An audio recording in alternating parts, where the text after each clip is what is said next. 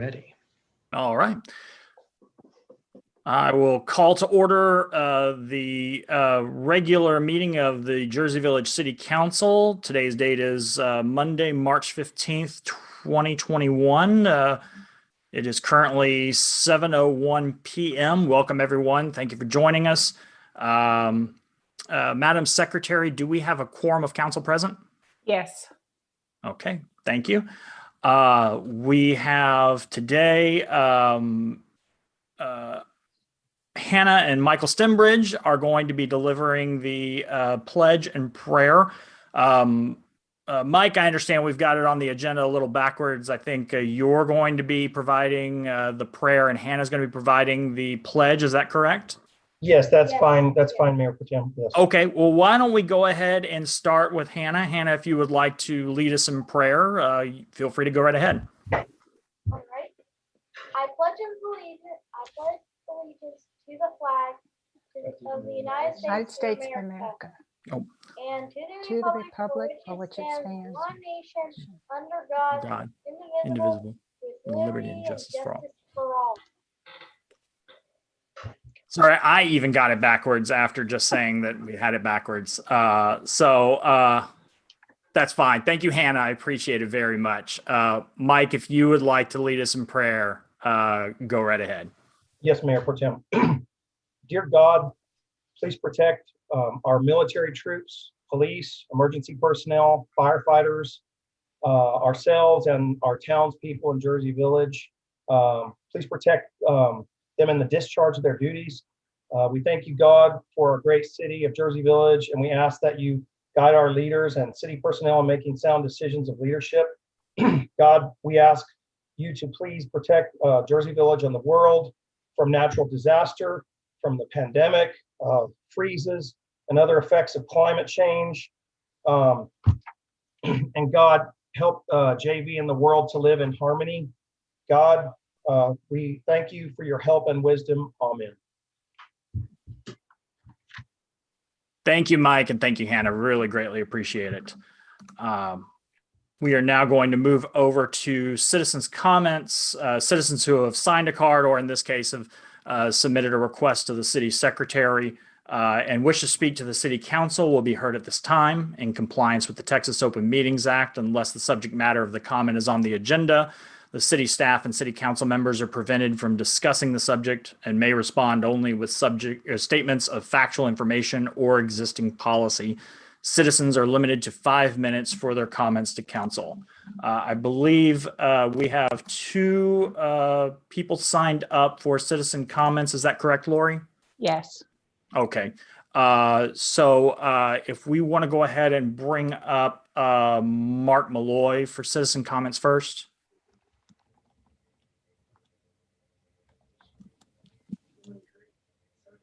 Okay, Mark, if you'd like to proceed with your comments, go right ahead. Mark Malloy, 7803 Hamilton Circle, past city council member of the city of Jersey Village, Texas. Comments for the 03/15/2021 regular city council meeting. Please make my verbal comments and written documents given to the city secretary a permanent record of this meeting. The first thing that I want to bring up and speak about this evening is the possibility of the Jersey Village city government considering the conversion of static advertising billboards to multiple changing display advertisement electronic digital billboards, which change displayed advertisements every 8 seconds. A billboard advertising company employee representative that has existing static billboards within the Jersey Village city limits came to a Jersey Village city council meeting back in the year 2012 or 2013, asking the city government to allow his billboard company to convert at least one of their existing static advertising billboards to an electronic digital multiple advertising display billboard. The billboard employee representative suggested the possibility of his company removing one or more, maybe more, of his company's existing billboards within the Jersey Village city limits to get the city of Jersey Village government to allow his company to convert at least one of his company's existing billboards to an electronic multiple changing display advertisement billboard. 6 citizens of Jersey Village, Texas came and spoke to the Jersey Village City Council during the June 17, 2013 City Council meeting, which included 2 past City Council members that stated their opposition to allowing electronic, digital, multiple changing advertising display billboards being allowed within the city limits of Jersey Village, Texas. The citizens and previous city councilmen spoke about vehicle drivers being distracted from operating their vehicles while trying to read the electronic, digital, multiple changing display advertising billboards. The planning and zoning chairman spoke before the city council and said during the May 14, 2013 meeting, the commission, after duly considering all information before it, approved a motion that council not alter the city's sign ordinance at this time.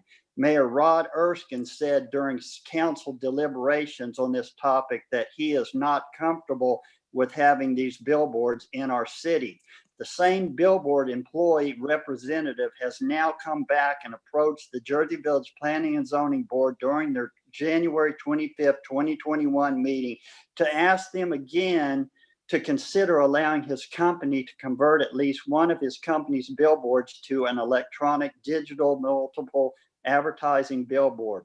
The city of Houston does not allow electronic digital billboards within the city of Houston city limits and has been working for years to remove as many existing billboards as possible. The Harris County Toll Road Authority does not allow any billboards along the roadways. I looked up information dealing with billboards within the city of Tomball, Texas, and from what I've found in their Chapter 60 sign ordinance, it says that no new billboards are permitted, and as far as I have seen through research through sign ordinances, does not allow electronic digital multiple advertising billboards within the city limits. The city government of the city of Jersey Village, Texas should not be the cause of more automobile vehicle operators' distractions by allowing electronic digital multiple advertising billboards within the city limits of the city or within the extraterritorial jurisdiction for the safety of all. And that's all I have to say tonight. Thank you, Mark. I appreciate it. The next citizen comment we have is from Ashley Brown.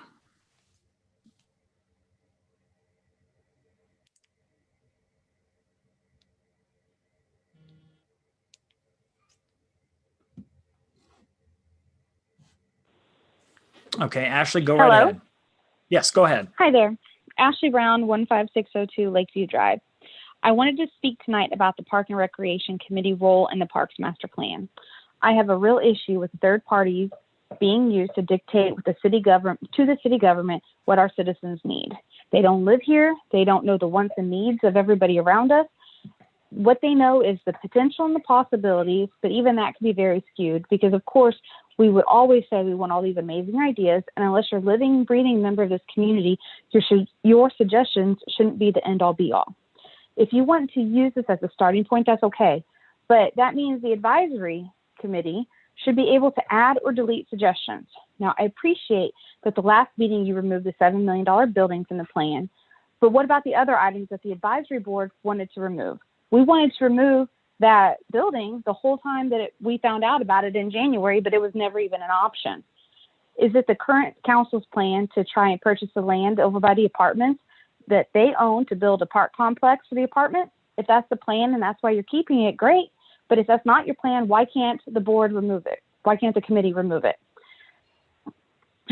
I'm very upset that Robert was not allowed to take our suggestions to that level. I appreciate that now he was able to rank us high, medium, and low, but I just don't think that the city council, maybe we don't have enough directive to be given to the committees because we spent 3 hours on 2 or 3 different meetings going over this, and our opinions at the end of the day weren't heard until you guys removed the stuff last time. So I really don't want you to approve this plan because your citizens that you guys represent, our voices weren't heard until last month. And I don't think it's fair to all of us who have to pay for these $70,000, $80,000 third-party plans to come and tell us what we want and need when you have a committee of people who talk to the citizens and we were completely ignored. And I know some people might say we weren't ignored, but you can go and listen to the audio. David and I have, Doris, we all sat there and gave our opinions, and they went on deaf ears. And I appreciate that, Robert's in a hard position because he has to listen to us, and he has to listen to Austin, and he has to listen to you guys. But what is our role then if it's not to give an opinion, to say, hey, we talked to these people who use these parks. We've talked to these citizens who pay their taxes, and they don't want this, but all that stuff ends up in the presentation. What does that show our citizens who we say, hey, we are on the board and we want to represent you, and their voices go on deaf ears? So I'm asking you guys to please explain to me and everybody else, what is your point of the committee then if things we say are completely ignored? And I guess that's just what I kind of wanted to comment, and hopefully maybe one of you will answer. All right. Thank you, Asha. Greatly appreciate it. And we will hopefully have a chance to address some of those concerns when we talk about the plan itself and the agenda. I believe that those are the only citizen comments we have.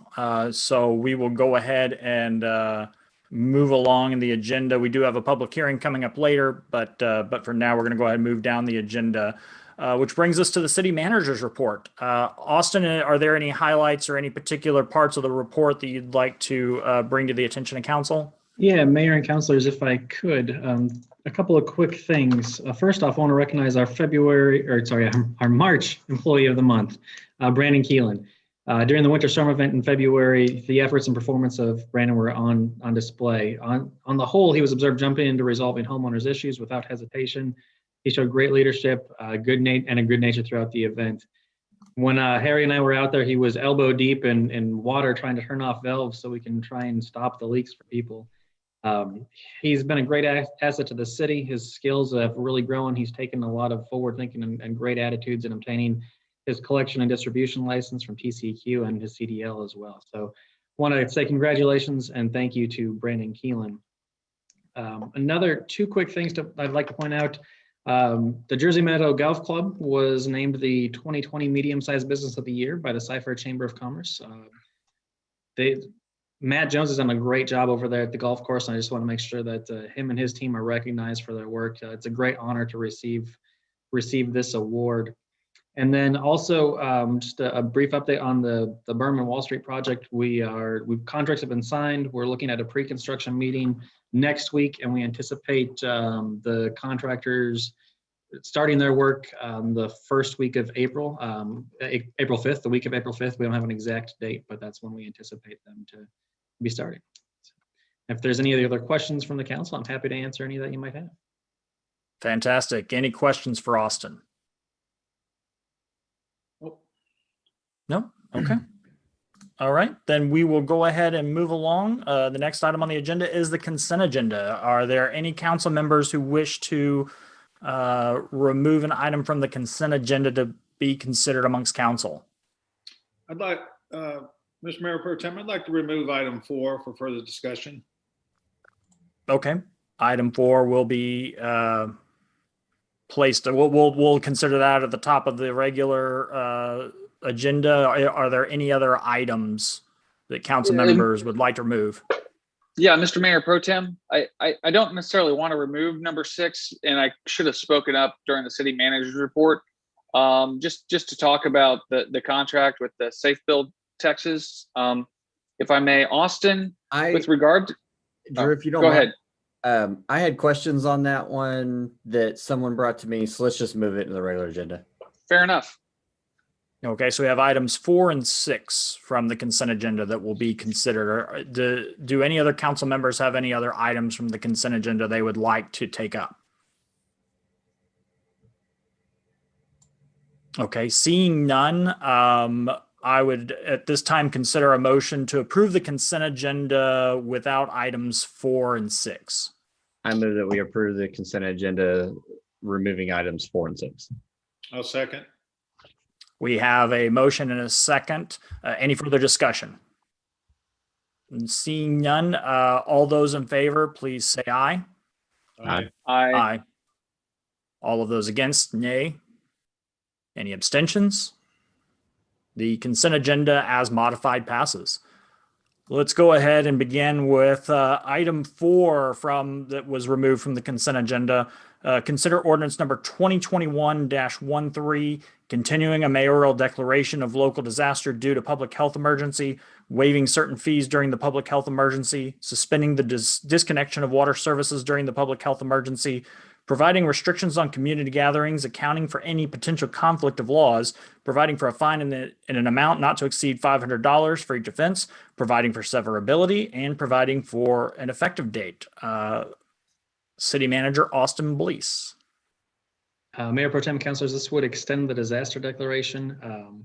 Since this was submitted for the council agenda, the governor has issued some new orders as well, which would be automatically incorporated into this, most notably the size of gatherings and those types of things. The main reason why this was on the agenda was to keep this going in case there's opportunity for future reimbursements or anything of that nature.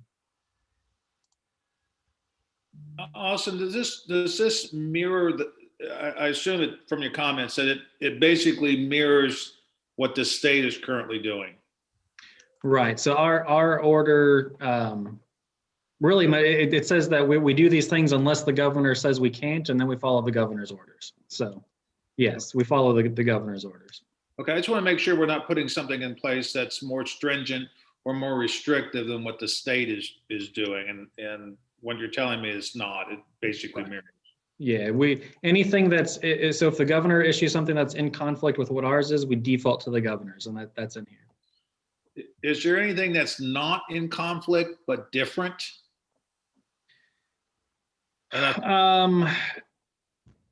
Not so. It would just be the two local things of the signs. Right now, we're fairly loose on our sign ordinance, not removing some of the bandit signs that are out there that are put out by businesses, and the other one with the water shutoffs. Okay, that's perfect. All right, thank you, Austin. You're welcome. Any other discussion on this item? Since we pulled it off, I'll make a comment I thought about. I reviewed it in detail this month, just because it's the 1 year anniversary of doing this, and I think that deserves some notice. I am quite impressed at the speed in which things have moved. The fact that we have a vaccine for a virus that was discovered a little more than last year, but hit the U.S. last year is impressive. And I know that people are certainly becoming impatient, and we're all kind of done with this, but the end is in sight, which is just amazing for a pandemic. Reviewing the details, I agree with Greg's concerns and found the same, that there really isn't any conflict in this. We don't have anything in here that talks about mass closing of businesses and stuff. It's we've pared it down to the bare minimums, really. And the main reason you see it here is still for reimbursement, which as just a few weeks ago, they're still talking about doing reimbursement at the federal level. So we need to continue doing it. So that's it. Okay. Any further discussion? If there's none, I would entertain a motion on this ordinance. Move to approve ordinance number 2021-13. Second. I've got a motion from Councilmember Wubenhorst, a second from Councilmember Singleton. Any further discussion on this item?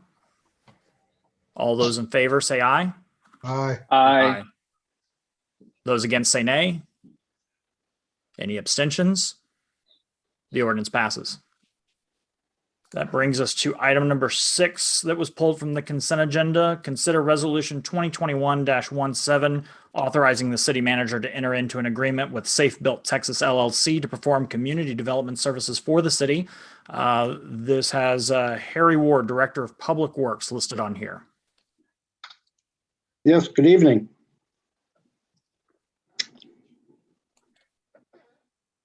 Should I introduce it or are there questions? Yes, please. Go right ahead, Harry. Okay. Yeah, I guess, with Christian leaving, we had already entered into an agreement with BBG to take over formally some of the duties. They had been working verbally for some time at that point. We formalized their agreement. That was the main gist of it. However, now Christian is gone, and historically he did approximately half of the inspections and things like that. So I guess in order to replace him, the city manager and I discussed paths forward.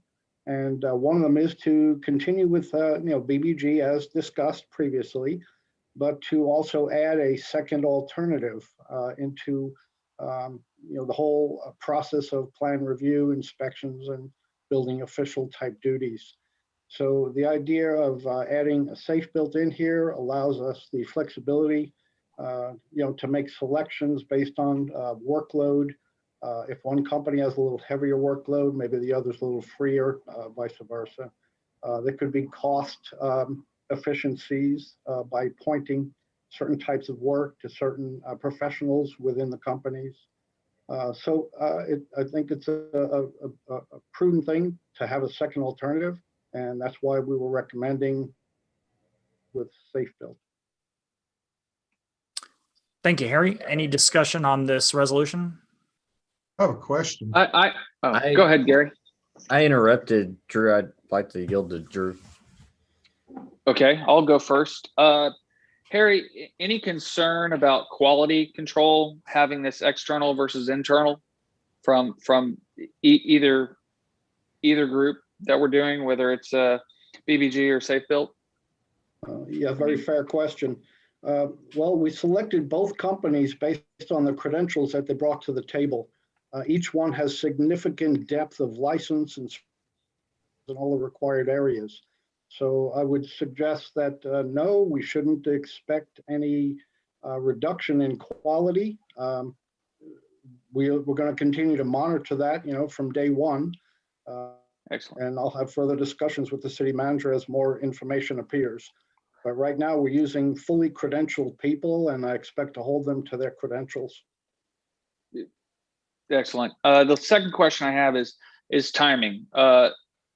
Ballpark or something. I know we're signing contracts, but how often will we check to see, based on whatever factors, whether we should bring this in-house or consider to bring it in-house? Would suggest that depends on the quality of work, the response that we get, the amount of money that we're spending. Austin and I confer, I would say weekly about this, if not even more often. Community development is very important to us, and looking ahead, we have the existing workload that we're using these two companies or proposing to use them to help us solve, but we're also very aware that Village Center is coming to fruition very soon, and that's going to produce an increase in everything, permitting, inspections, code, you name it. So we're also building toward that, I would imagine. So we're going to continue to monitor it very closely, cost-wise, quality-wise, reputation-wise, and Village Center-wise. And I'll be in close contact with Austin regarding all this. Thanks. Yeah, my question was similar to Drew's along the same line, but I'm expand on it a little bit as far as, I don't know what Christian's everyday duties were, how much he responded to citizens or companies that he was dealing with. The accessibility of somebody in that position is different if you're outsourcing it. Is that going to cramp our style in any way? I hope not. I've had significant conversations with Kevin at BBG and Mike at Safe Built. We're in cell phone communication with each other.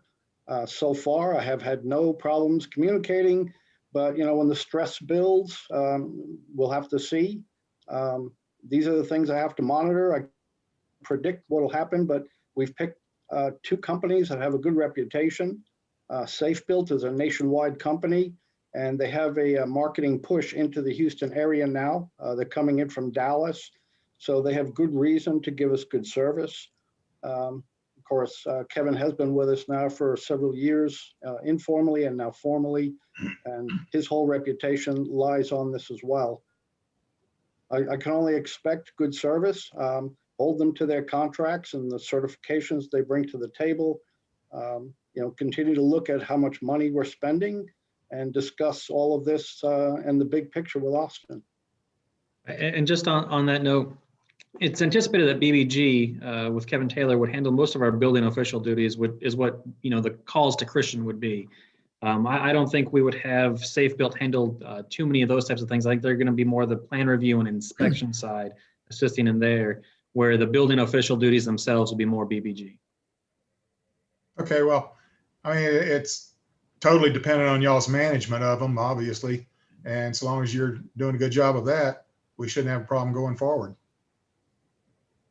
Absolutely.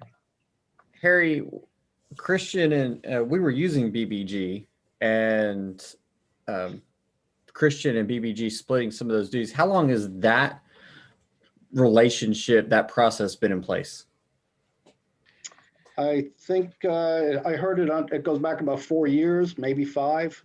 Yeah, it goes back longer than I've been with the city. I know that for sure. Yeah. So that's what I was pretty sure of, is it predated even the city manager, and that we've been using third party for building official duties for quite a while now.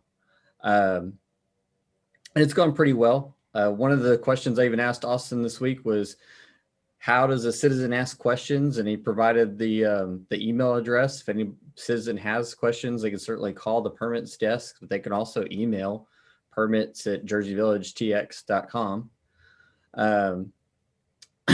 The other concern that some citizens have brought was the cost, and if our fee schedule was going to be impacted because of using a third party.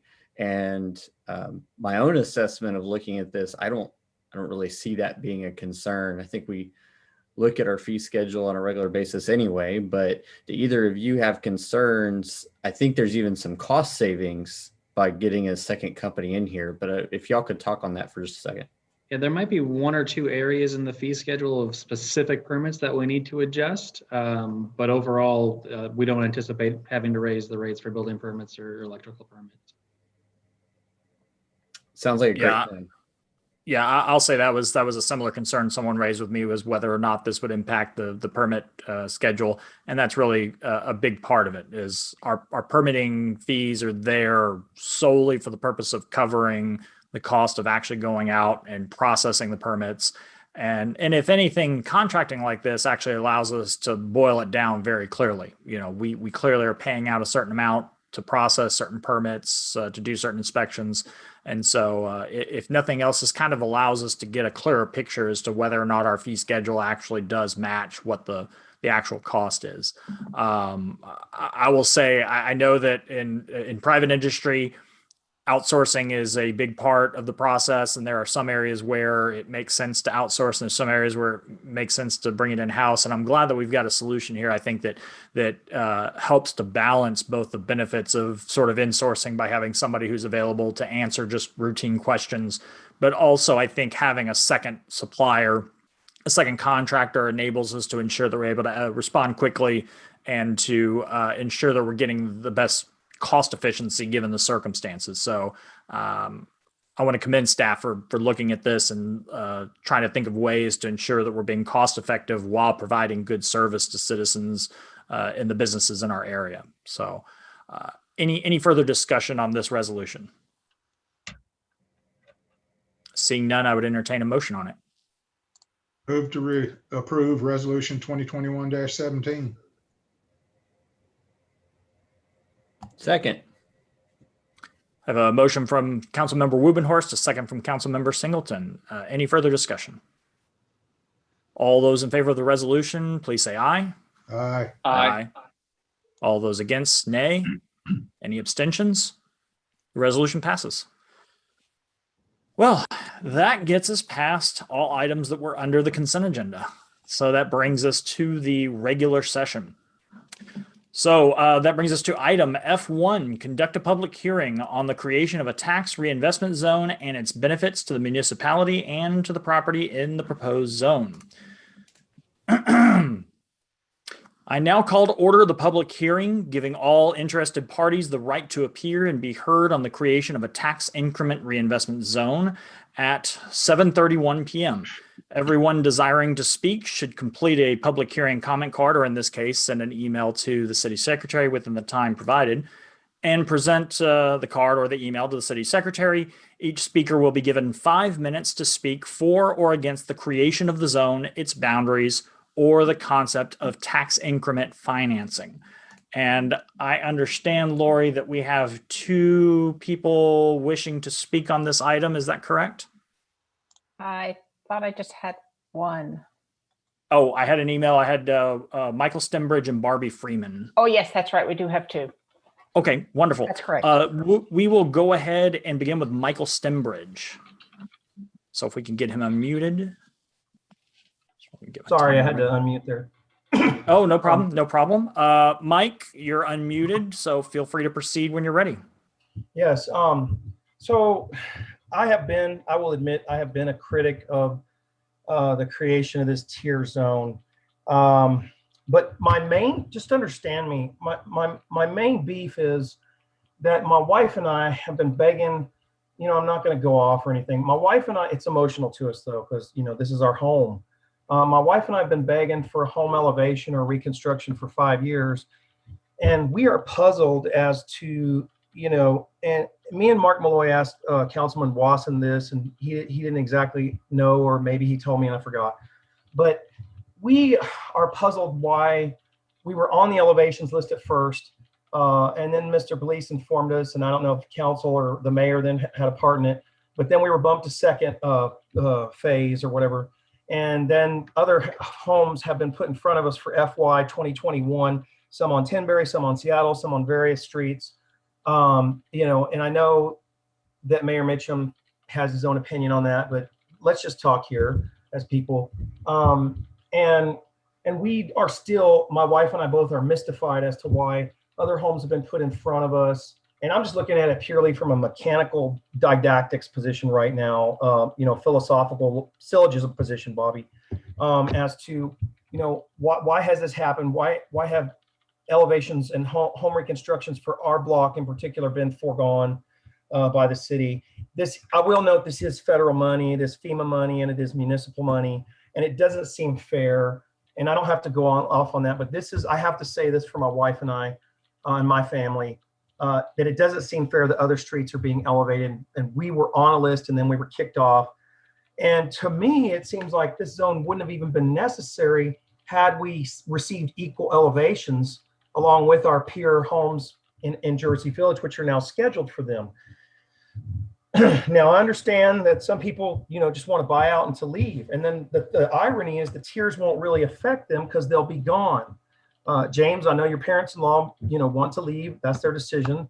Their kids are grown, and so that's what they want. But I'm still puzzled as to why we were kept on ground level for going on 5 years this April. It doesn't make any sense to me. And this zone would not even be necessary had that not been the case. Had this been the elevations and the scheduling for elevations been distributed equally, fairly, and constitutionally. Now, my wife and I had some specific questions. 4 homes per year at a value of $131,000 per home. That's what I'm not making this up or going off. That's page 11 of the document titled Preliminary Project and Financing Plan Increment Reinvestment Zone Number 3, Jersey Village. That's on page 11. To come up with these numbers, it was assumed 4 homes will be torn down each year, starting year 1 with a building assessment value of $131,000, which is average value in the zone. That's not the average value in the zone and market value. I'll just say, I don't have to get emotional. This goes for years 1, 4, year 5. It was assumed 3 homes. At this plan assumes 19 homes total. Starting in year 2, assume 4 new homes existing at an average improvement value of $400,000. I'm assuming that's the new ones. Now, before I get cut off, okay, I know you have to do what you do, Bobby, just like Andy. But before I get cut off, I'm not saying that we don't want to be in this zone. There could come a time when we would want to sell, when we would want to get out. So I'm not necessarily, we are not necessarily protesting being in the zone. we don't want to lose out on that possibility if we could get a better market value than $131,000. Now, my wife also wanted to know, can she enter and exit the zone? In other words, I'm not talking about just driving through it. I'm talking about living in the zone.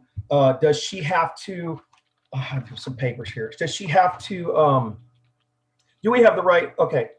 And do we have the right to protest property taxes living in the zone? Okay. The bayou is being cut. Things are happening. And the irony would be that we have to sit in a zone where you have to pay high taxes. She and I don't want that. We struggle with taxes as it is. And then the idea, she just wanted, I got to get this. She just wanted to know, does she have to enter it now? Can she leave the zone if the taxes become onerous or burdensome to us? Can she enter the zone later if she doesn't want to be a part of it now? But, I'm thinking that y'all would give people fair prices. It's the tax burden. It's the owner's tax burden, the increment. And then we looked at the increment value, and one year it only goes up $93 per 32 homes. The next year it goes up maybe $350, but maybe that's considering the new homes. Also, we need to know, are these new home people, are they going to pay increment, which they should? And, maybe this is a value thing where you wait for your home. Mike, to get more that's value. time. Okay, thank you. Thank you, Mayor Pro Tem. Do we have a minute to let him finish? He had a couple of questions, one of which I will answer, that no, a home cannot come in and out of the TERS. Once we create it, it's inside the TERS. There is no moving back and forth. Mike, I don't want to make this any more personal than what you want to make it, but you mentioned your house valued at $131,000.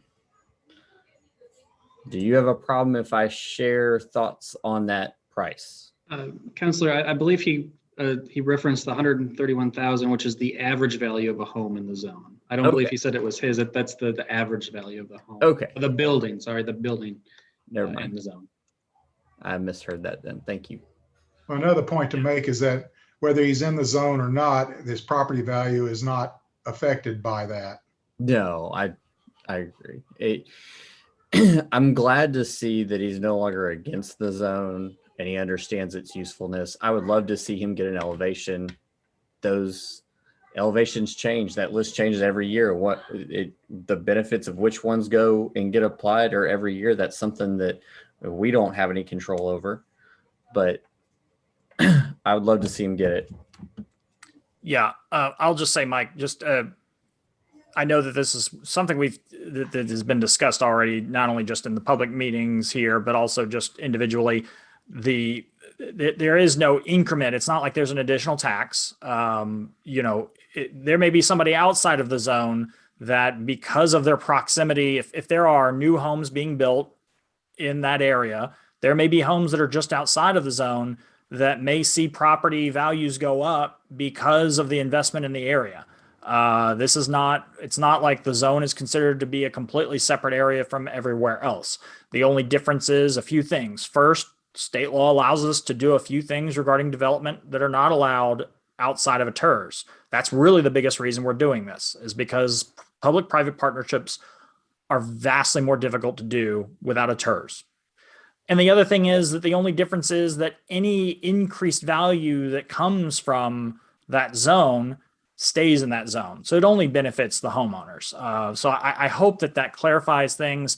And I know there are going to be a lot of people who have similar questions to what Mike has raised that we'll try to do our best to answer, not just tonight, but as we go forward.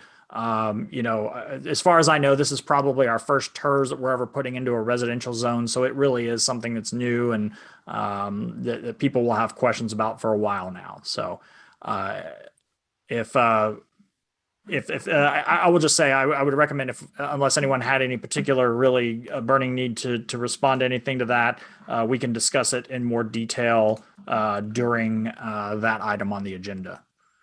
The other person who has signed up for the public hearing is Barbie Freeman. We're going to go ahead and bring her up.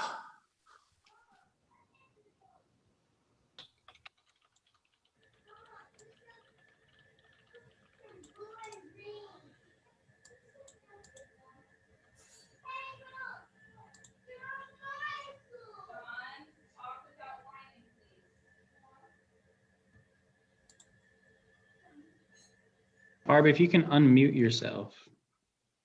Okay. Ah, there we There you go. go. Barbie, if you'd like to Okay. proceed, go right ahead. Sure. First of all, I want to say thank you for all the hard work that you all do during the freeze and all year round. So that I think you need a round of applause for all your hard work. I have questions about the tours. I am not against tours where I see it to be appropriate.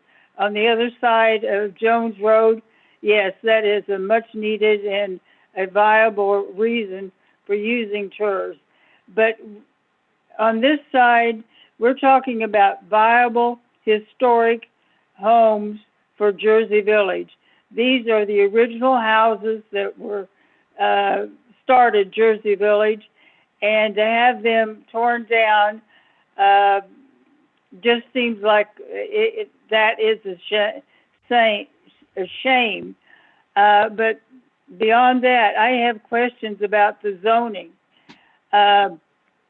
You're saying the value of the homes around would go up, and the homes that were rebuilt would be maybe 400,000 versus, well, you're using the home of 131. That is for the dwelling only. I realize that.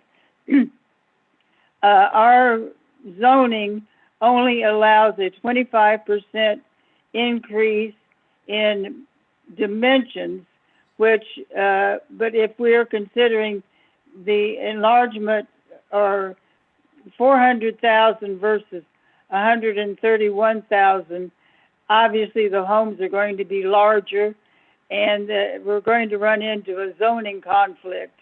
Another reason why the houses would be larger is the lots are larger than the rest of Jersey Village lots. So those are questions that I have. And I'm also, after reading what you all have proposed and then reading the explanation of TERS, is it possible, do you have to have a whole section rezoned, or not rezoned, but put into the TERS zoning? Can you do individual homes? I know once it's declared a TERS home, it would be a TERS home. Change from, say, house A and house B, do both have to be a TERS house?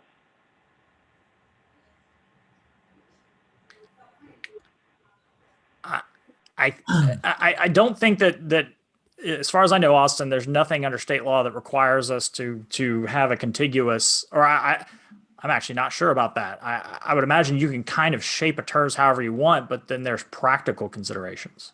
Right. So there's going to be some practical concerns, and the city attorney could weigh in on this as well, I believe. The boundaries have to be contiguous. I know you can get a little creative in how you draw that. The petition, being the nature that it was, included all of them. If it was going to be changed, once again, the attorney might need to weigh in, but the petition, the petition had the zone as it is.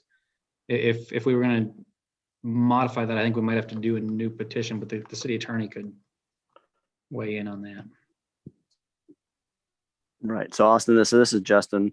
To answer the question, can you hear me? Yes. Yes. So, okay. So there's two different types of TERS structures. The primary one is when a city just initiates it, and in that case, the answer is yes.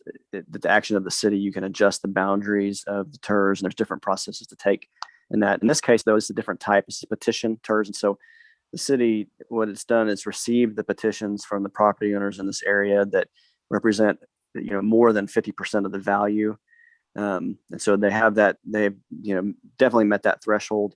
And so the boundaries here are set by the petitioners, by the property owners. And so the kind of a double answer to a question that was already raised once is you can't go in and out of the TERS once the boundary's set. And it is possible to adjust the boundaries, but this particular one, since it's a petition TERS, it would require a modified process to get that done. But and the same thing could come if you wanted to get removed from it. There'd be a petition process to get that done. But essentially the way to approach it is it's set, and there's not going to be and I don't want to get too far into this either, but that idea is all the city's doing is taking the request from the property owners through the petition to set the boundary of the TERS. And then we'll see in the next item that the council can consider that along with the boundary itself to set, the city's also up a TERS fund, and out of the fund, all the city's doing is from within that boundary, however the boundary is going to be set, that the city's going to use certain funds specifically for that area. It's not an additional tax or anything. It's just a financing mechanism that the city can use from within that boundary. And I think that the mayor pro tem or the councilman said that it's again, not additional tax. It's just the way the city can have some freedom how to use certain funds from that area. And so that's what's going on. And I think I heard some questions about zoning, and not in this particular TERS. In TERS in general, you can attach different zoning requirements to it. It doesn't seem to be what's been requested here, at least not what's been presented in the item that's coming up in that ordinance. There's not a zoning component of this particular TERS. It's just the boundary to set up in order for the city to use that funding mechanism within the boundaries of the TERS. Yeah, maybe I can kind of cut to the chase here. Barbie, is there some particular reason that you were wondering whether or not a property could be carved out? Are you concerned about there would be some benefit that could be obtained by being removed from the TERS as opposed to being in it?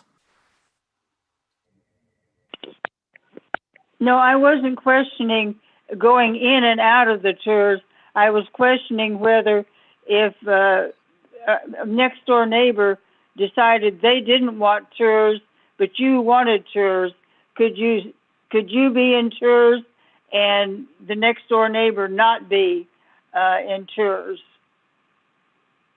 In other words, yeah, I mean, hypothetically that is possible because obviously there are going to be people who are right across Lakeview who are not in the TERS, right, who live just across the street from, across Lakeview from people who will be.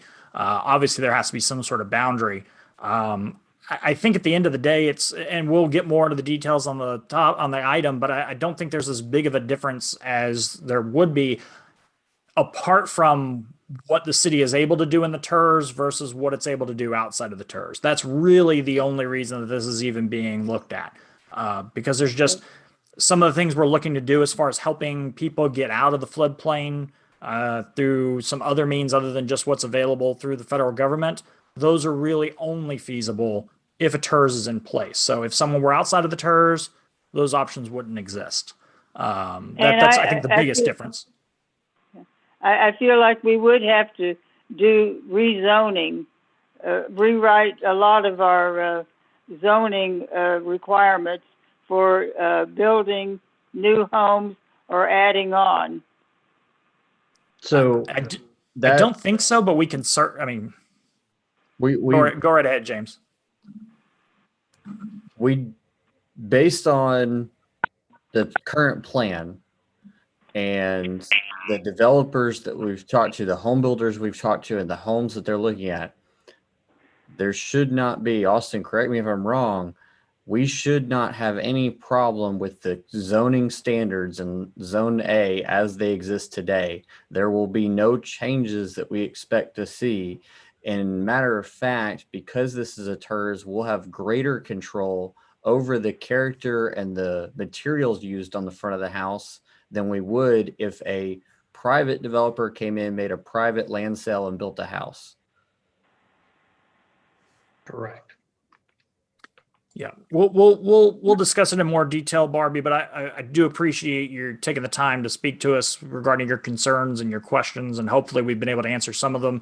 And for the others, hopefully we'll be able to answer them as we get into the agenda item itself. Let's see. My understanding is that those are the only people we had signed up to speak for the public hearing. Is that correct, Lori? Yes. Okay. There being no one else desiring to speak, I now close this public hearing regarding the creation of a tax increment reinvestment zone at 7:51 p.m.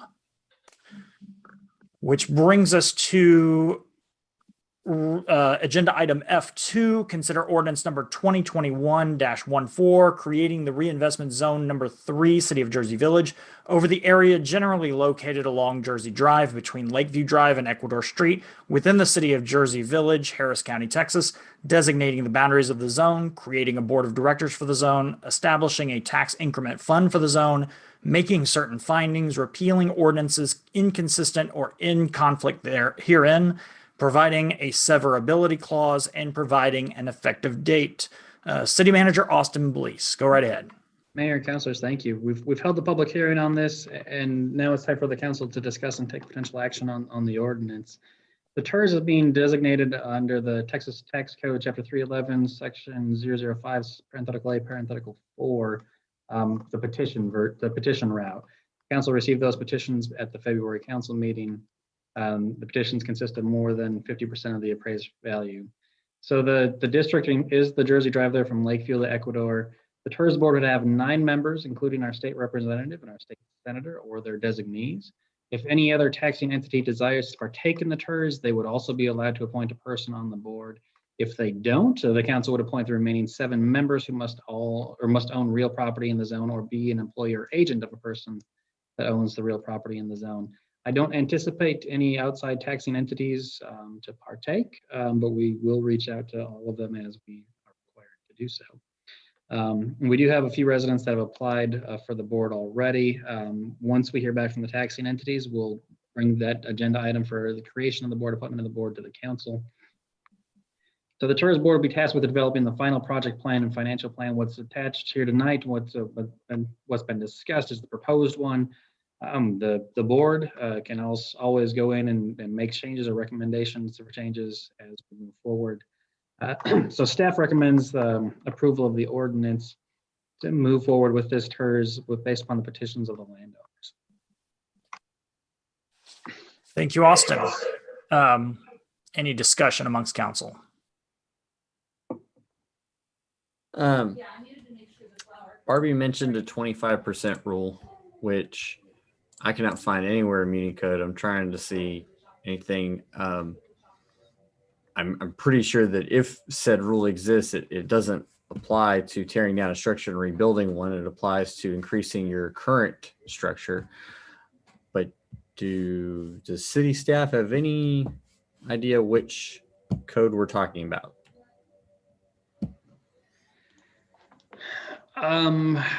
If I had to guess, and I pulled up Muni Code just the same, the total amount of coverage you can have on your yard, I would guess, but that the building area, and I don't think we would run into an issue with that based upon the lot sizes and the building sizes. You know, when we've talked with home builders, you know, they've seen our code, they've looked at it, they know what they can do, they know what they can't do. So the ones that are serious understand the rules that are in place here in Jersey Village. Yeah, I'll say I've seen, we've seen quite a few different homes, newer homes that have been built. We're all talking about District A. I mean, at the end of the day, whether we're talking about this block on Jersey or really anywhere else, District A has for the most part, all the same rules. We've seen newer homes built on lots, you know, obviously they're constricted by the building setback and other restrictions as far as proximity to the property lines. But we've seen, you know, a variety of different homes that are able to be built on properties now, whether a TERS exists or not. As James alluded to earlier, the big advantage with a TERS is that there is a little bit more ability to tailor if we as a city are looking to enter into an agreement with a developer to redevelop that area with the consent of homeowners where they want to sell their property, that home can be built in a way that helps to preserve as much as possible the character of that block, more so than it would on the private market. I mean, the status quo is someone could come in, build something that's completely different, and there's very little we can do about it. This at least gives us a little bit of ability to shape the development in a way that fits the character and meets the concerns of the community.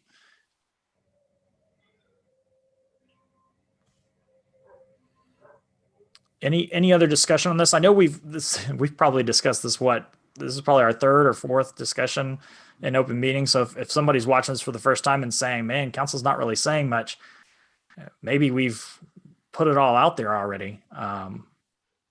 But certainly, this is the kind of the ultimate moment to kind of put out anything more that anyone wants to say on the matter. Bobby, I think there's a lot of concerns on the downside. There's got to be a downside. I'm not aware of any. I think James has done an extensive amount of work. We've got council, we have Austin. I don't see a downside. It kind of goes back to the original intent of this tourist was to give residents another option. If they want to participate, they participate. If they don't, they don't.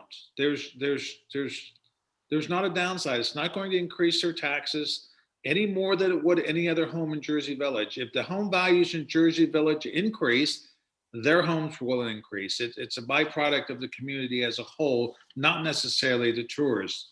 So I don't see any downside. One of the things that we should strive to do, and what we do is increase property values. So there are arguments that, hey, we don't want my property values to increase, yet that's kind of what we're tasked to do. It may not be the best situation for individuals, but for the community as a whole, it is. And that's what we're doing. And it gives them an option, and it's the right thing to do. And as public servants, I think we're obliged to do it. So. Yeah, I'll say, especially on the tax point, if anyone has a reason to object to this, it might be someone who's not in the TERS. Because if the property values go up in that area and there's more property tax revenue generated from it, that's assuming we don't lower tax rates. That is a discussion for another day. But assuming everything else stays the same, all of the increase in that area stays in that area. As long as that TERS exists, we have to put that money back into the community. So that means improvements in that area. It means that they are going to receive all of the benefit of any work that's done there. Whereas the normal circumstances that all of, if there's an area that has private development without a TERS, it goes into the general fund and it can be used for any general fund purpose. So that's a benefit for the people inside of it. But I think that the point to drive home to people who may be watching and for everyone who's spoken and has some concerns is that the biggest reason to do this is because state government places a lot of restrictions on what municipal governments can do when it comes to working with developers to be able to improve an area. And one of the very few exceptions they give us to sort of loosen those restrictions is within a TERS. And if we have an opportunity for some of the people, and obviously based on the petitions we've received, there's a large number of people in that area who, or at least want the opportunity to have an alternative. If we have an ability to get them out of the floodplain so that they don't have to worry about flooding again, while at the same time still continuing to pursue other options for everyone who's still there, then it's a win-win. It's sometimes I think win-win's overused. I think this truly applies in this situation because you get some people who get an opportunity to get out of the floodplain without waiting for the federal government to act. And everyone else, there's fewer people then that have to wait longer for federal funding to be available in a very competitive system for grants. So that's a good thing for everyone involved, whether you take advantage of this program or not. So I understand that change can sometimes be scary and that people don't like the idea of we don't know what to expect because we haven't seen this sort of thing. We don't know how this is going to be handled. And we totally get it. It's never, we always want things to kind of stay within a nice, happy zone. But when floodwaters keep creeping up, now and then in that area, well, we have to change something. And we think this is a change that's going to benefit everyone, whether you're looking for an elevation or whether you're looking for a buyout or whatever the case may be. So I'm very heartened by the fact that this is looking like not only something that that most of the people in that block want, but also something that it looks like may actually be feasible based on discussions that we've had with developers. So it's, at first it looked like something where we would just say, hey, let's just put it out there and see what happens. And, it's looking more realistic by the day. So all credit to the city staff for working, for thinking big, and for, putting themselves out there, and something that, I think it's also a credit that people are starting to come around a little bit, where they're saying we're not necessarily opposed to it, but we have concerns. That's a big step from where we were months ago when this was first posed. So kudos to y'all. The downside that I actually found with this document is that we have to find 7 people inside that zone that want to serve on a committee, because we can barely get all of our committee spots filled. So out of the 32 people that live there, we've already got some applications. We're going to need some more from people who live within the zone. Absolutely. We need people to step up. Hey, Bobby, can I say something real quick? Absolutely.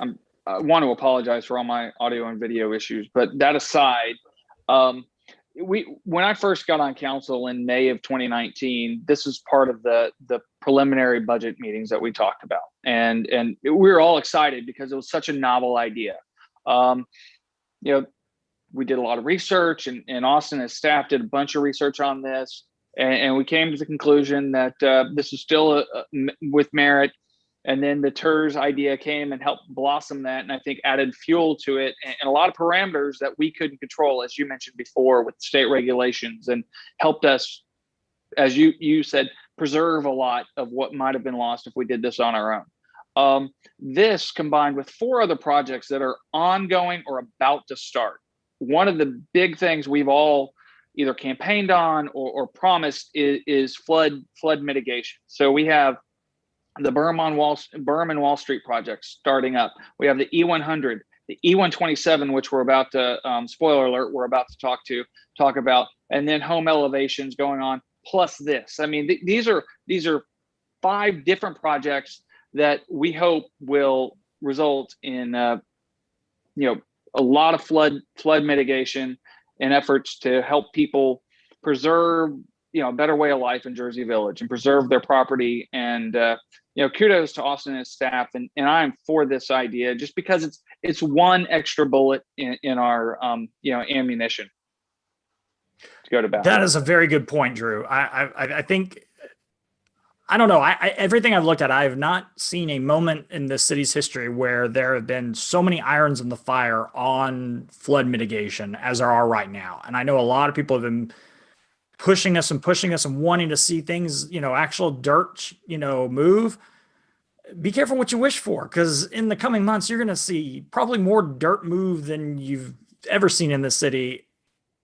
And we're going to try to make it as easy on everyone as possible. But things are about to happen in a big way. And this is just one more thing that's going to help get more people out of the floodplain and reduce the risk of flooding in the city. We're never going to eliminate it, but the more we can reduce it, the better. And this is just one more way we're doing that. So I think that's very important to keep in mind the big picture.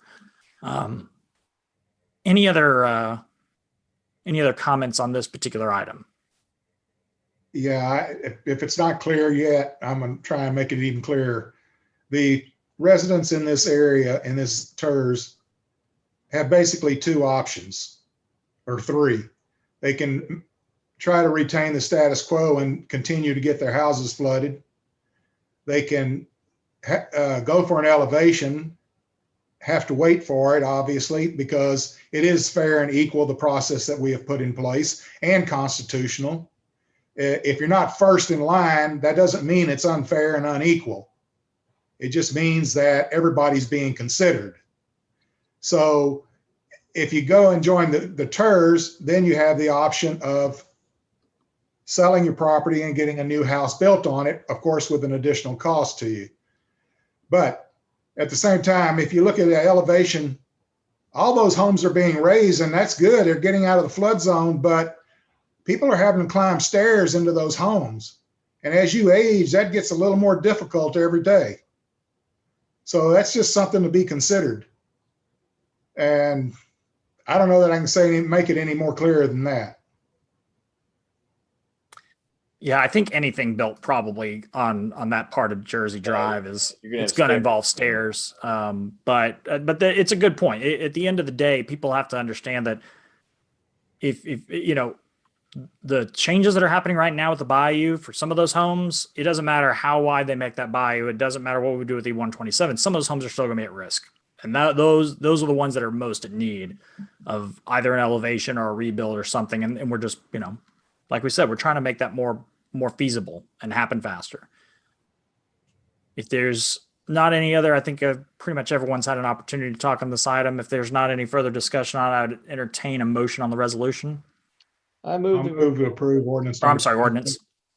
I'll move to approve ordinance number 2021-14. Second. We have a motion by Councilmember Wubenhorst and a second by Councilmember Singleton. Any more discussion on this item before we vote? Seeing none, all those in favor, please say aye. Aye. Aye.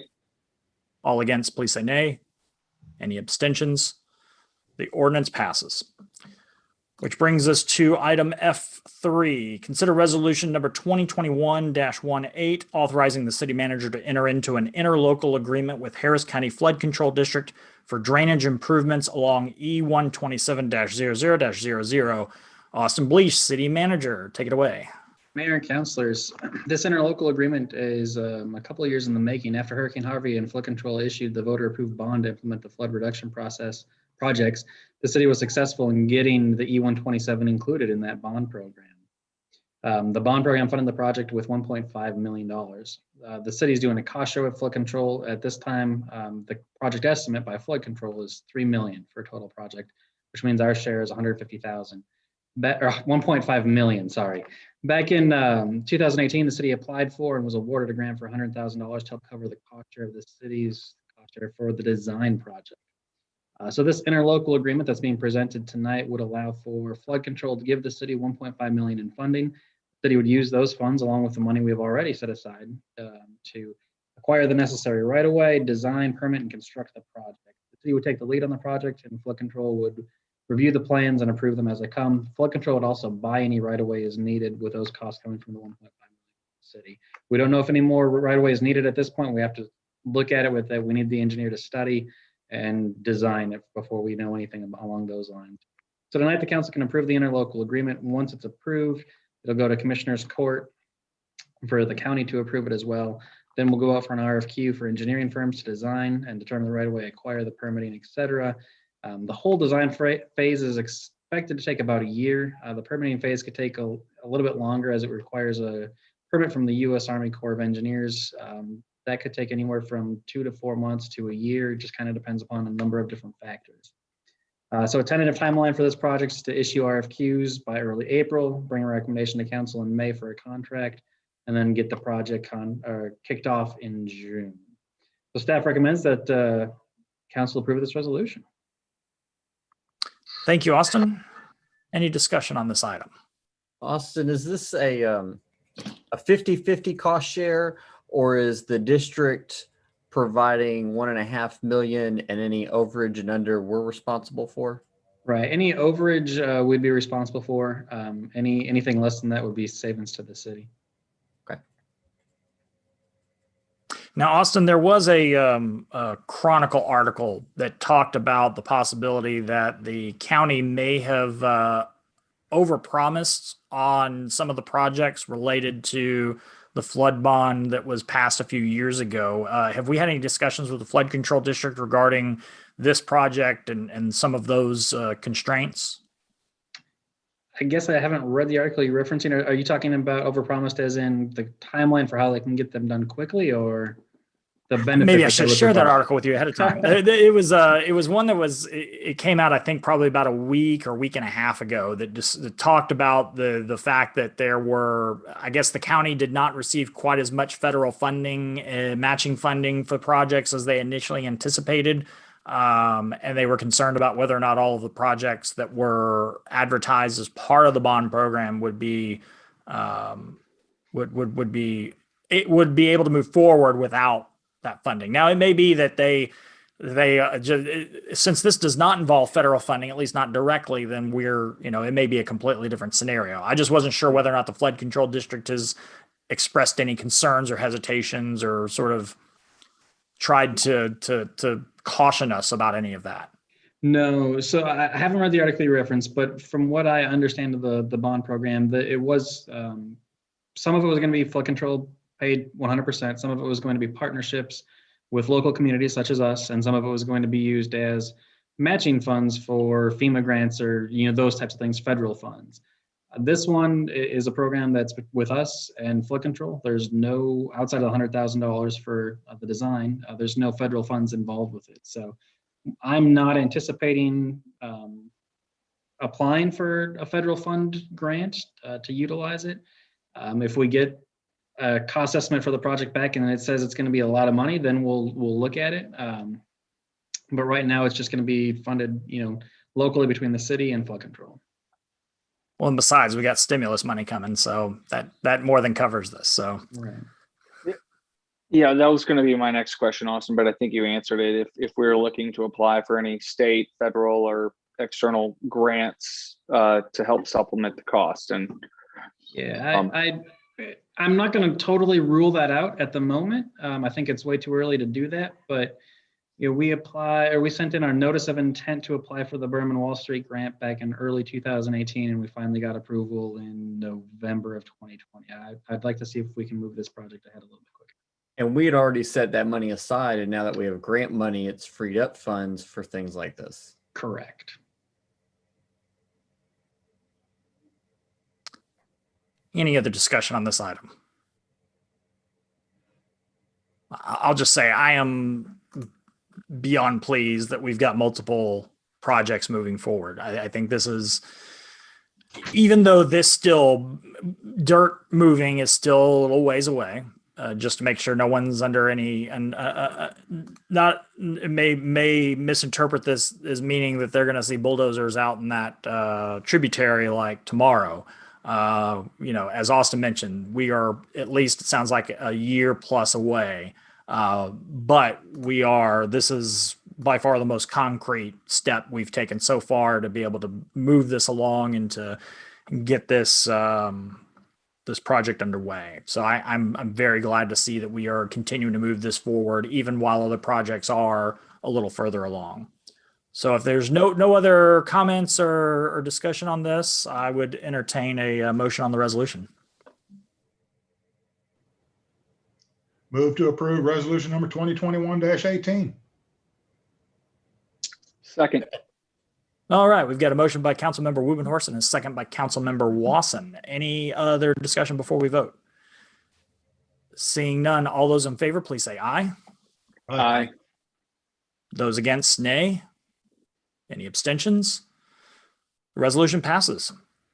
That takes us to agenda item F4, consider resolution number 2021-19, approving the Parks Recreation Master Plan as prepared by Burdick Consultants, LLC. Robert Bassford, Director of Parks and Recreation. Go right ahead, sir. Yeah, good evening, council members, Mayor Pro Tem. So to kind of elaborate where we came from the last meeting, this item was to be brought back forth to the council for deliberation. In the last meeting, we talked about the plan. We referenced a buffet analogy.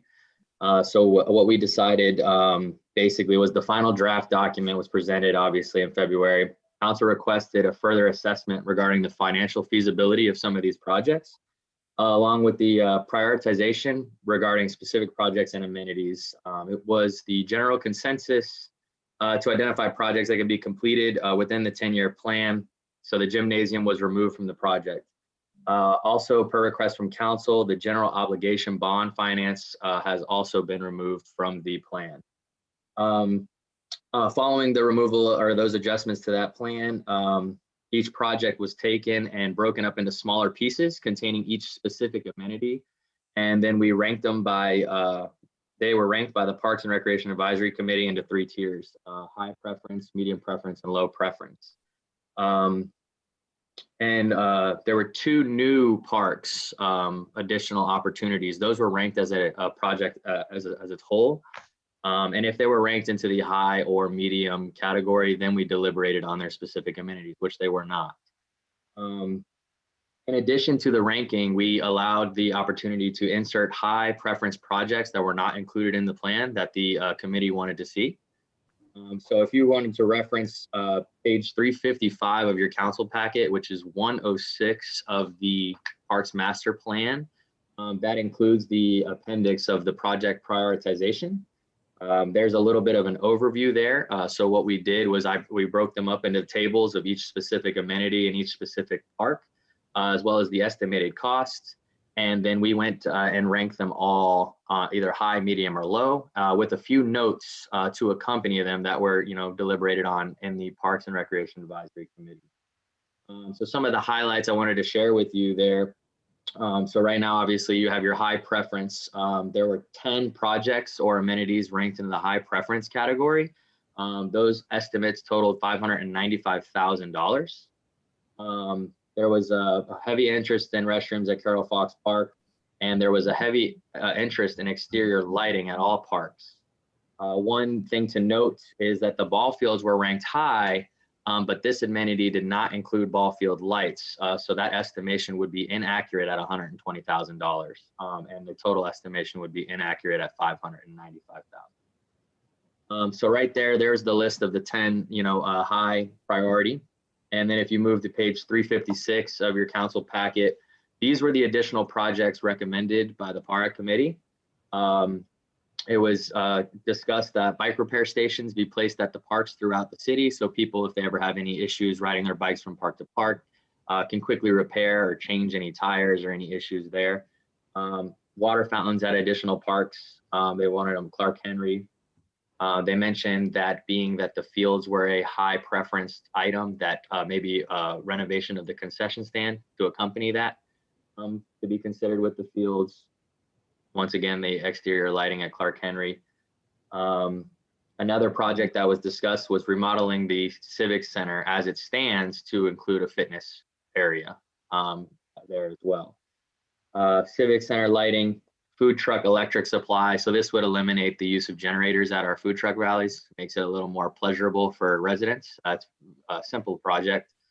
The skate park was a pretty big discussion. There's desire for a skate park. The only, challenge or barrier that we faced in our deliberation is where can we put it? Where is a great place to put it? We were unable to, come to an agreement on the places of where we can put it. So we will have to continue to brainstorm and gather, feasibility of where we could put a skate park. Retractable basketball hoops with timers at the Clark Henry basketball pavilion, or the Clark Henry pavilion, excuse me. He could be used for pickleball as well, or tennis, or anything you're Civic Center, remodel the bathrooms, and adding a restroom if possible at the Jersey Meadow Nature Trail. So those are the additional projects recommended by the committee. Moving on to the medium preference, 8 projects totaling $361,000 estimated there. And then I kind of wanted to elaborate more specifically on the low preference. 42 projects were ranked in the low category. As you heard in public comments, some of these projects wanted to be removed. They want them to be removed. I believe that was a few of the parks, the additional parks. Pleasant Colony Park was not ranked, as well as the open space park north of the bayou on Senate. It was the job of the consultants to list possible and potential improvements to our current infrastructure, as well as outline any potential expansions. So I felt that removing those parks entirely from the plan wouldn't do the due diligence of the contract, being that there really weren't many opportunities for expansion within Jersey Village for parks and recreation. So those were ranked low, low preference, and they were put in that category. And another thing I wanted to highlight is these were just listed in order of the plan. They weren't ranked or prioritized within the table as they lie. So basically, that's kind of what we did, and we added notes along with each of these projects, and then we inserted it into the plan to be considered as one. Other than that, the recommended action would be to approve the resolution accepting the Parks Master Plan with the added appendix and the removal of the gymnasium and general obligation bond portion. And I'll open it up to any questions you guys may have. Great. Thank you, Robert. Any discussion from council on this? Yeah, I have a couple of questions. There are a couple of things on the plan that I would not necessarily agree with, but this is the recommendation from a collaborative effort from the committee, the consultant, and you. But yet, there, in the public comment earlier, there seems to be a disconnect between the committee and the report. Can you touch on that a little bit? Yeah, so I think the disconnect was the desire to remove some projects. As we discussed, in previous council meetings, that this plan is to be a guide, not necessarily an adopted budget or an accepted plan set in stone. So we removed the gymnasium project because it was the general consensus of council that was just irrational and not feasible financially. There was no really deliberation on any other specific projects, so I didn't want to remove those from the plan. I just mentioned that if there's something that we think needs to be removed, we create that note and we put it low. The disconnect, I can't really answer to why there is a disconnect. I know when this was brought up in October on the Parks and Recreation Advisory Committee agenda, there was no discussion. Then we had the open house in November where we received, qualitative feedback regarding the projects that were posted, as well as just normal conversations and banter.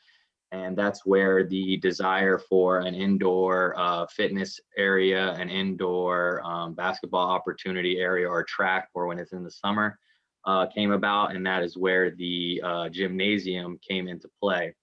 Once that was put into play, it was brought to the Parks and Recreation Advisory Committee in January.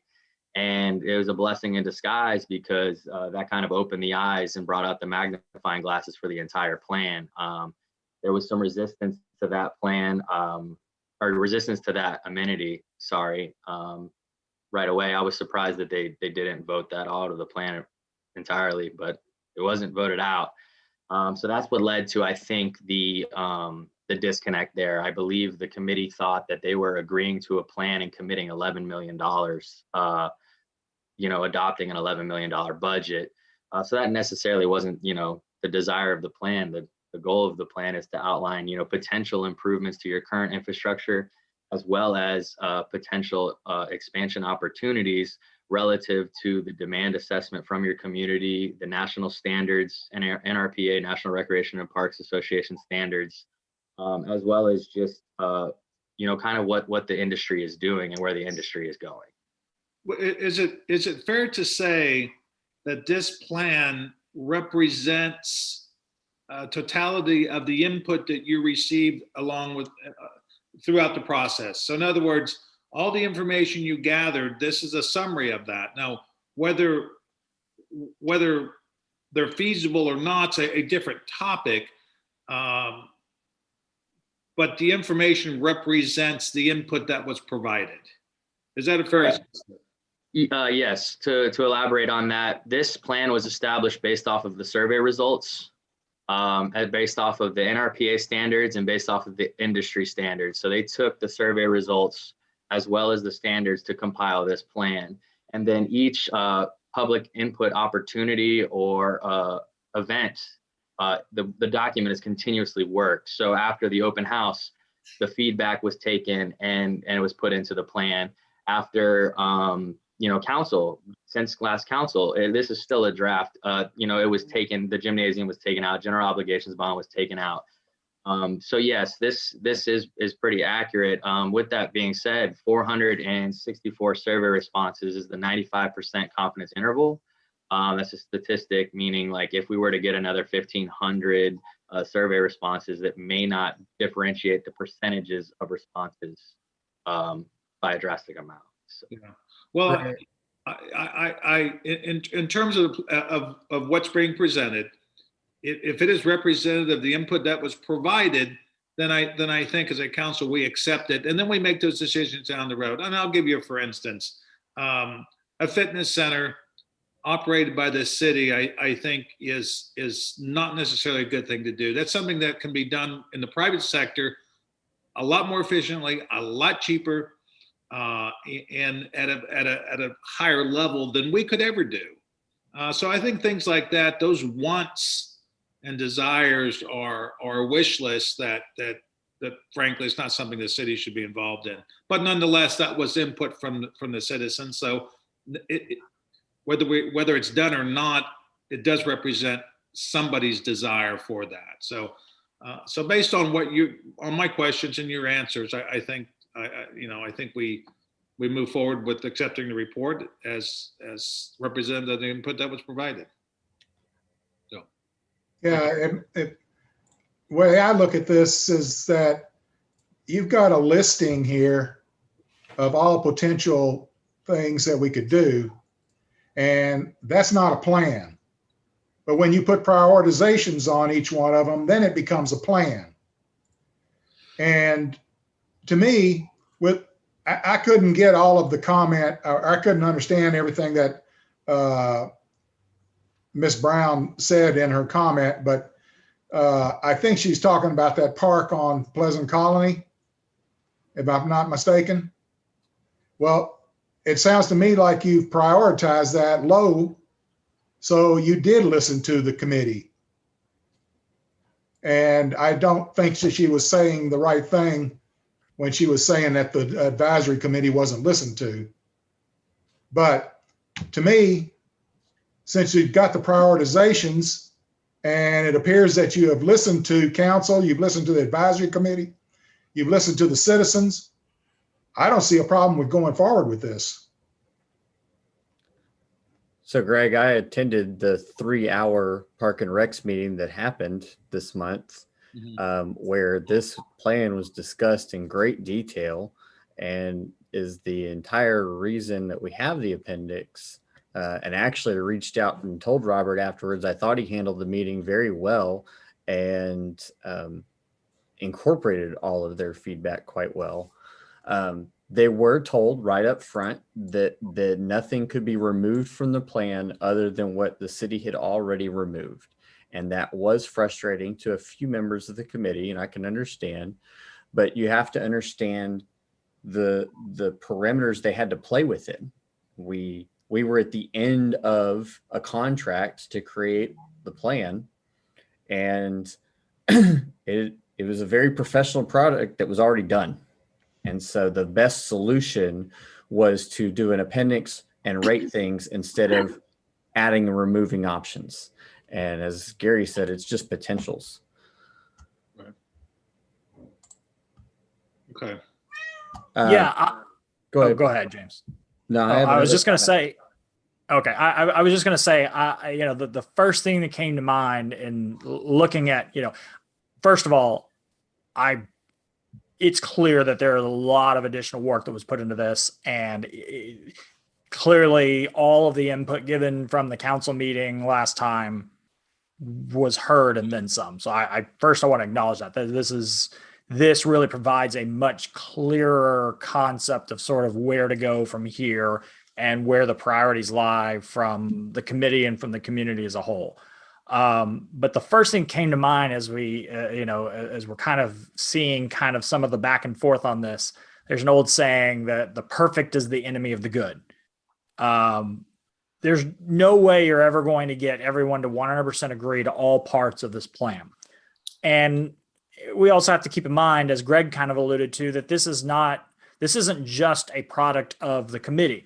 The committee plays a key role in providing input, and clearly they've had an opportunity to provide a lot of key input, but we collect input from the community at large. We collect input from our city staff. We collect input from consultants, and all of that comes together to provide a product that is the best that we can do. And it's never going to be perfect. And if we tried to achieve that, we wouldn't have anything.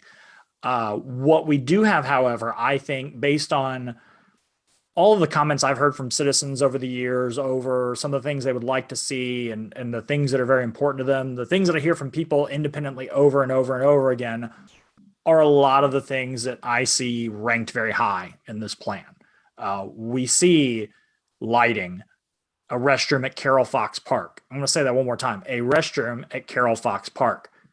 That I think that's the single capital project that I hear from citizens regarding our parks. More like 95% restroom at Carol Fox Park, 5% everything else. That's it is that heavy. So, but there are so many things here that not only I think clearly reflect what I have heard over the years from people, but also represents an extraordinarily realistic plan financially. We're talking about, and again, I know that there were some things that maybe needed to be tweaked a little bit, as Robert mentioned earlier, but the $595,000 worth of proposed spending, which again is just a plan, it's a proposal, it's not set in stone, over 10 years is extraordinarily realistic. I mean, that's basically your miscellaneous parks budget over the course of 10 years. I mean, a little more than that, but it's pretty close.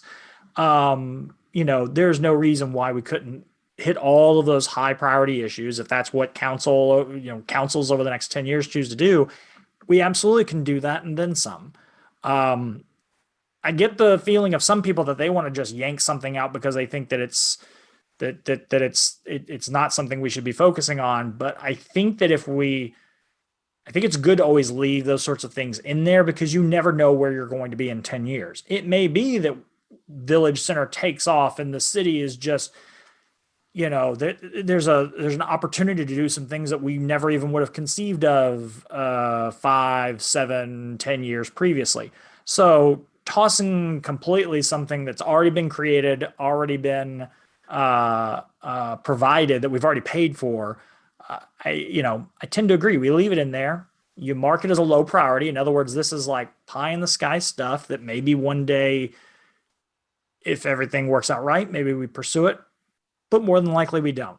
The important thing is those things don't obscure the important things that have been highlighted as being high priorities. And I'm very happy with what I see here. I hope that maybe some members of the community that feel otherwise will understand that council is going to parse this out and to take the things that everyone can agree on and that most of the community does want to do. And those are going to be the things we're going to pick up and try to run with as soon as we can.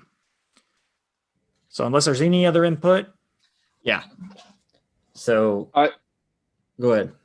No, I was just going to say, and Bobby, to that end, I was a part of the comprehensive plan update committee, 5 years after the original. There's nothing to say that we can't, council or future councils can't authorize another update committee and review of this plan in 4 or 5 years, right? And certainly some of these projects will be accomplished, and then the priorities on other projects may change and new ideas may come forth too. Yeah. And at the end of the day, the citizens are going to vote in the people that are going to do the things that they want to do. And it may be in the plan, it may not be. And that's the way these things work. It's not because a committee says something has to be done. It's because a committee offers an idea, and ultimately the people voted in by citizens are going to either do or not do the things as the citizens set them out to do. And that could change at any moment. So that's why we have elections every year. I should have got with Austin, so I'm gonna say sorry ahead of time and do this here, but I appreciate the changes that were made, and I understand, Robert, that you were faced with a tight deadline of a meeting and then getting this into the council packets to Lori and everything. But I've got a frustration I want to voice with this. When you look at the project prioritization of the implementation plan, there's the list of projects. The first thing that caught my eye is that Delosier has a capital E in it, which that doesn't have. I started digging in more and realized that there are numerous issues with styling, consistency, and grammar. The document overall is a great document, and they spent a lot of time on it, and this addendum deserves the final 5%. I'm happy to approve this tonight with the understanding that the city is going to go back and fix the grammar and the uniformity that is not in these final few pages of the document. I look forward to seeing us sending grant applications of this plan. It's a great job. Great job. I like the addendum as it is, but there are some issues that need to be fixed. I assume that's doable, Austin. We can, as long as it doesn't change the actual form, if it's just stylistic or spelling or form, then I think that's doable. that's a good point. Yeah. I mean, especially if it's going to be reviewed by someone else and we're trying to put our best foot forward for grants and things of that nature, that's an important thing.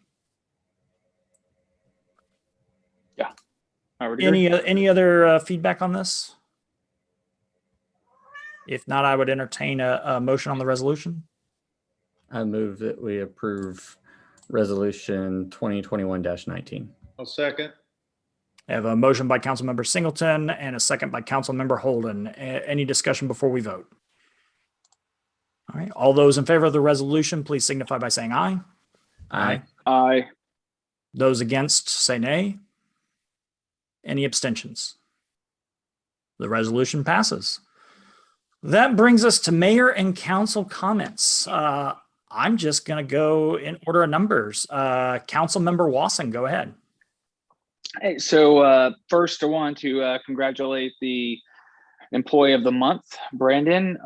In fact, I saw him at my house on Friday helping with a meter issue. So he does great work, and I'm glad to see that he was recognized. And I'll extend that to all of Public Works for all the effort they did over the past month due to the freeze and the issues related to that. The other thing I want to point out is thank you to the Parks and Rec Committee and to all our committees that spend a lot of time, 3 hours in one night for someone who volunteers. That's a lot. And so I want to make it sure that everybody knows your voice is heard and your time is appreciated. And, we talked earlier tonight about needing volunteers, and we love volunteers and we want more people to participate in city endeavors. And if you've applied for a committee and were turned down, it wasn't you, it was someone else, might have been a better fit at the time. And please try again. Please put your hat into the ring. And the more people, more ideas we have, the better off we are as a city, is my true belief. Happy St. Patrick's Day, and beware of the Ides of March. And thanks, everybody. All right. Thanks, Drew. Councilmember Holden. No, the only thing I'd like to do is just thank the city staff for their continued work, for all their dedication, their knowledge, everything that they bring to the city on a daily basis, especially in light of the past year with COVID and most recently the issues with the freeze. I've never worried about what the city does.